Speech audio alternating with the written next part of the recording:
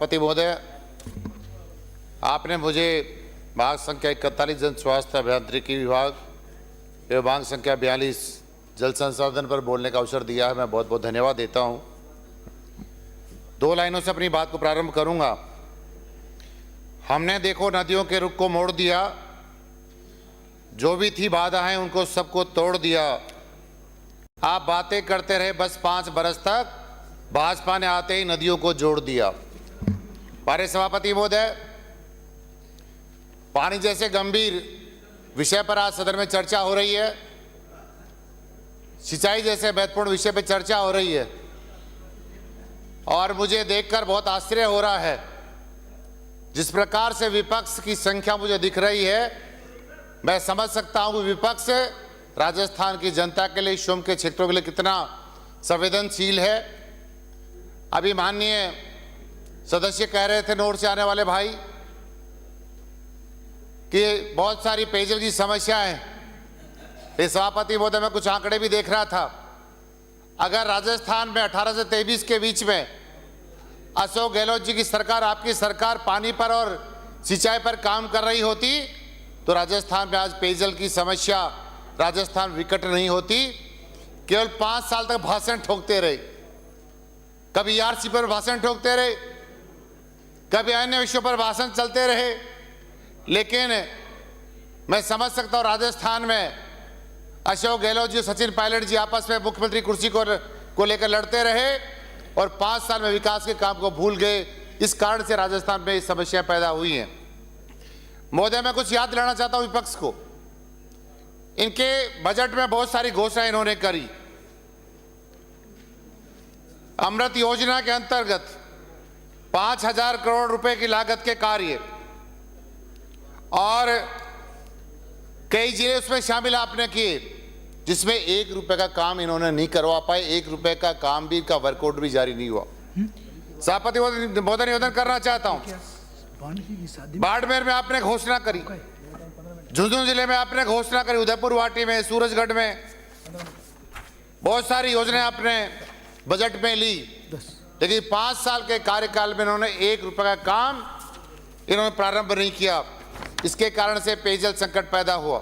मैं निवेदन करना चाहता हूं सभापति महोदय, बार बार ईआरसीपी को लेकर विपक्ष के साथी चर्चा करते रहते हैं। 5 साल तक आपका शासन रहा, आप हमें धन्यवाद भी दे रहे हैं कि वसुंधरा जी ने ये हमारी योजना प्रस्तावित की थी। लेकिन 5 साल में आप इतना तो बता दो सदन को कम से कम कि 5 साल में आपकी कांग्रेस सरकार ने क्या काम किया। 1 रुपए का काम नहीं किया, केवल आप भाषण देते रहे, उसका जिक्र करते रहे, पॉलिटिकल फायदा लेते रहे, लेकिन 1 रुपए काम भी आपने प्रारंभ नहीं किया।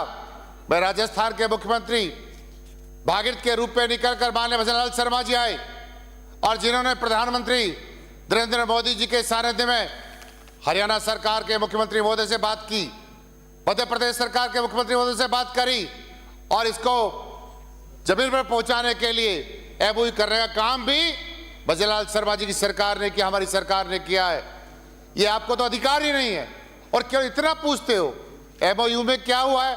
अरे भाई 5 साल तक तो हाथ में हाथ रखकर बैठे रहे, 1 रुपया काम आप कर नहीं पाए और हमसे सारी जानकारी। लेकिन चिंता मत करिए, हमारे मुख्यमंत्री महोदय सदन के बीच में ही आपको एक जो एमओयू हमारा हुआ है उसका पूरा जो कार्य योजना है उसके बारे में बताएंगे भी और राजस्थान की जनता को पानी पहुंचाने तक का काम भी करेंगे।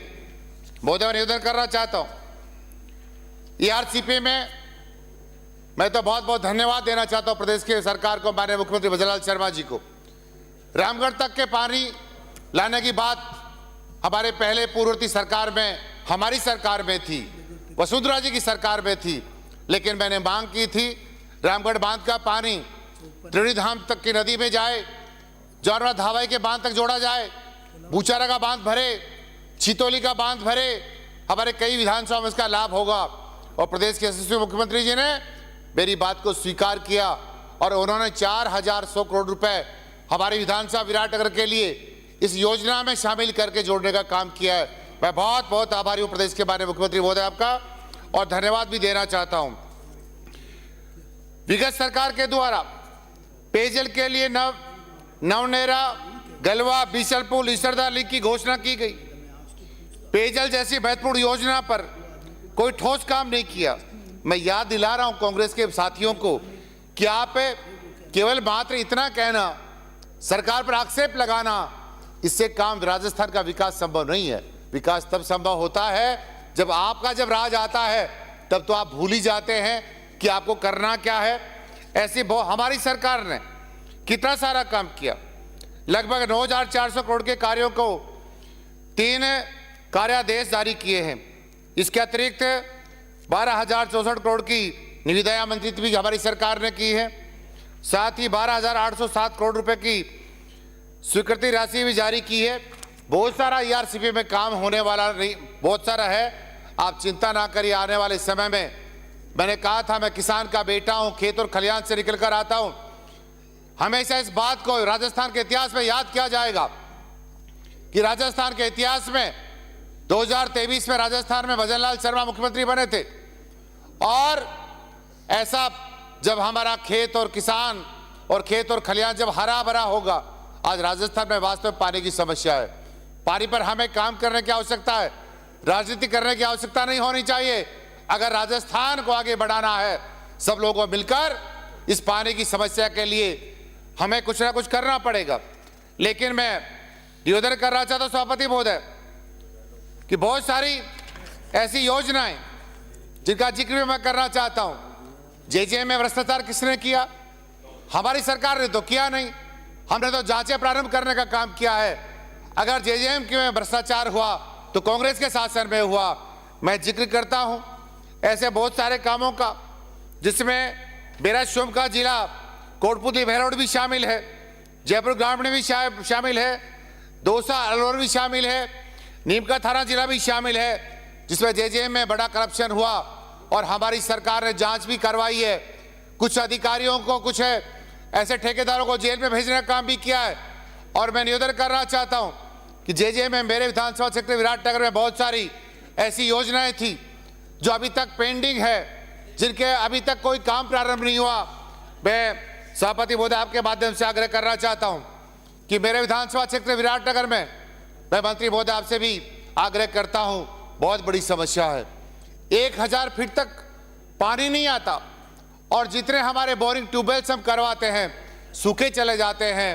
और मैं हमेशा एक बात का जिक्र सदन में करता रहता हूं, सदन के बाहर भी जिक्र करता रहता हूं, मेरे विराटनगर में पेयजल की समस्या को ध्यान में रखकर। और मैं शुरुआत करता हूं विधानसभा विराटनगर में जो नगर पालिका पावटा प्रागपुरा है, अमृत 2 में माननीय मुख्यमंत्री महोदय के घोषणा बजट में मैं आपसे, आपके माध्यम से सरकार से मांग करता हूं इसमें जोड़ा जाए। मैं सभापति महोदय 2 मिनट का समय लेना चाहता हूं क्योंकि बिल्कुल पूरा ड्राई जोन, ओनली मात्र 2 मिनट का समय लेना चाहता हूं। साथ ही मैं निवेदन करता हूं, मेरे विधानसभा क्षेत्र में लगभग 40 ट्यूबवेल की आवश्यकता है। आपके माध्यम से मैं आग्रह करता हूं यह ट्यूबवेल स्वीकृत करने की सरकार इस काम को पूरा करेगी। और साथ ही हमारे विधानसभा क्षेत्र में बहुत सारे काम ऐसे भी मान्य हैं। लगभग 33 गांव में 26 रिवाइज्ड स्कीम है, जिनके आज तक टेंडरिंग काम भी पूरा नहीं हुआ है, वर्क ऑर्डर भी जारी नहीं हुआ है। इसलिए मैं आपके माध्यम से मंत्री महोदय आपसे अब मांग करता हूं कि जो पुराने काम स्वीकृत हैं उनको आप बहुत जल्दी स्वीकृत करने का काम करेंगे।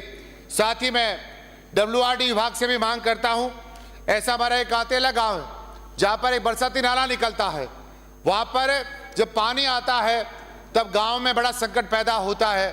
मैं सिंचाई मंत्री महोदय से निवेदन करना चाहता हूँ आपके माध्यम से कि यहाँ पर एक अच्छा नाले का निर्माण हो, पक्का नाला का निर्माण हो जाए, दीवार बनकर तैयार हो जाए, जिसमें आबादी को इसका जो है लाभ मिल सके। साथ ही मेरे विराटनगर में बड़े बांध है, छितौली के बांध के विराटनगर से निकले वाले विभिन्न स्ट्रीम्स के चैनलाइजेशन और प्रोटेक्शन के कार्य, बैराठ बांध का जीर्णोद्धार, इसके विभिन्न स्ट्रीम्स के चैनलाइजेशन के कार्य, विराटनगर क्षेत्र में कानोडोलाई ढाणी का बांध है, बीजक पहाड़ी का बांध है और बहुत सारे एनिकट्स हैं। मैं निवेदन करूंगा पावटा क्षेत्र के खार वाले नाले से चैनलाइजेशन का प्रोटेक्शन का कार्य भी सरकार पूरा करेगी। साथ में मैं निवेदन करना चाहता हूं माननीय सभापति महोदय, मेरे इलाके में माननीय महोदय एक बहुत गंभीर विषय, मेरे रामपुरा गांव में, जाजे गांव में, छापड़ा कला में छापड़ा खुर्द में, चिमनपुरा में, साहिवाड़ में, दातावाला में, अबरपुरा में, मेड़ में, पाछुडाला में, भाकरी में, बढ़ा में, प्रागपुरा में, पावटा में, और साथ साथ मैं आग्रह करना चाहता हूं मेरे कुकरेला में, भाभौद में, इन सब गांव में पानी की बड़ी समस्या है। मैं निवेदन करना चाहता हूं कि माननीय मंत्री महोदय इन सभी कामों की जांच करा के और यह स्वीकृति प्रदान करेंगे। और मैं बहुत बहुत धन्यवाद देना चाहता हूं। नहीं होगा। आपने मुझे